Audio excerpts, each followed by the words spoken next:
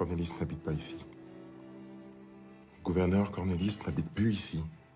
Ici la résidence de Patrice Lumumba, Premier ministre de la République du Congo.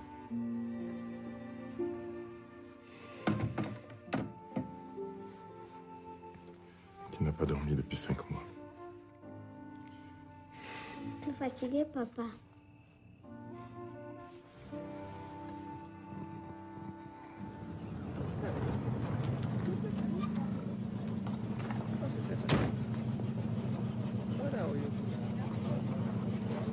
Donnez-moi ça, vous autres. Dis-moi ça. Dis-moi ce que tu en penses.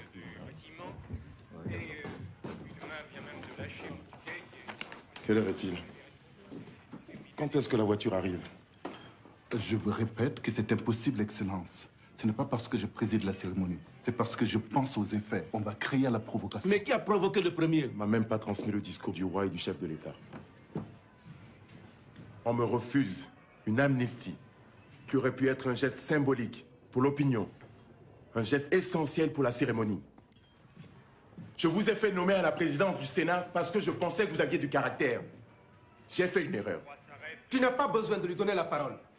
Le micro traîne dès que Kaza a fini son speech. Patrice le prend. Ils seront bien obligés de rester et d'écouter. Vous voulez contraindre le roi, le général Biancel, l'évêque? Le roi, le général, l'évêque. Tiens, je l'avais oublié celui-là. Eh bien justement, qu'ils entendent pour une fois une parole vraie. Ça les changera. Ça changera tout le monde.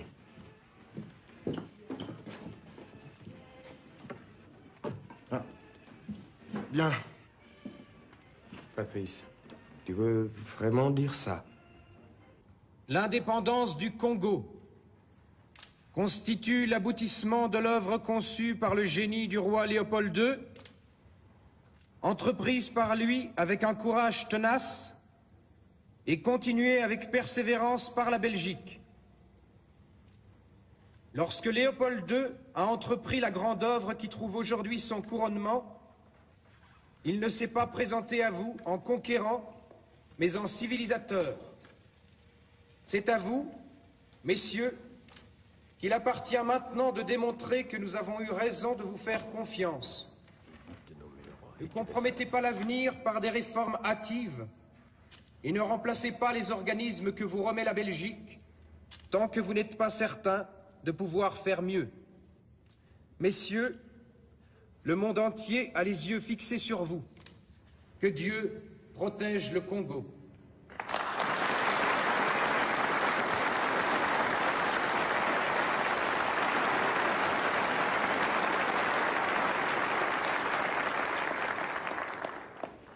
Excellences, mes chers compatriotes, au moment solennel où la République du Congo se présente au monde et à l'histoire pleinement indépendante et souveraine.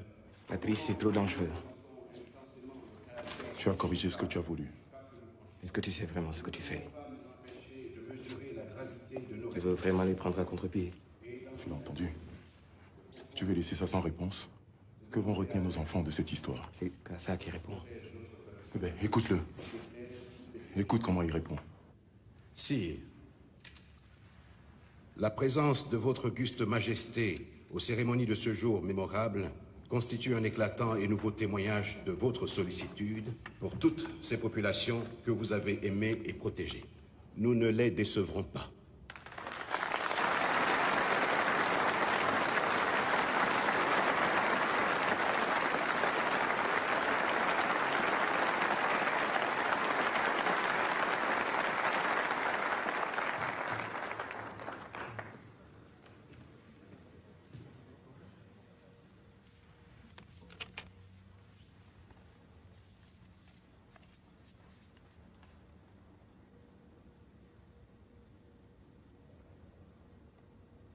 Congolais, Congolaises, combattants de l'indépendance aujourd'hui victorieux.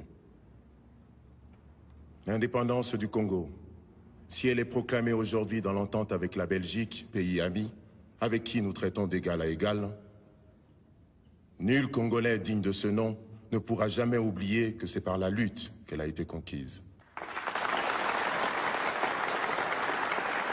Une lutte dans laquelle nous n'avons ménagé ni nos forces, ni nos privations, ni nos souffrances, ni notre sang. Nous avons connu le travail harassant, exigé en échange de salaires de misère. Nous avons connu les ironies, les insultes, les coups que nous devions subir matin, midi et soir parce que nous étions des nègres. Qui oubliera les fusillades où périrent tant de nos frères, les cachots où furent brutalement jetés ceux qui avaient échappé aux balles des soldats dont les colonialistes avaient fait l'outil de leur domination.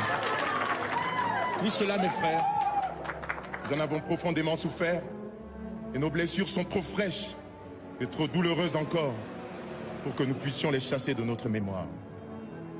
Tout cela, mes frères, nous vous le disons tout haut, tout cela est désormais fini.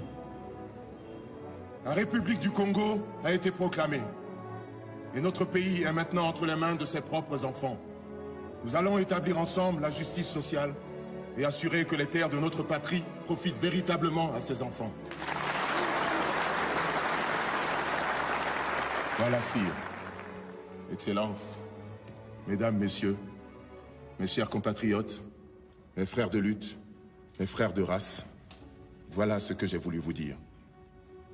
Vive l'indépendance de l'unité africaine, vive le Congo indépendant et souverain.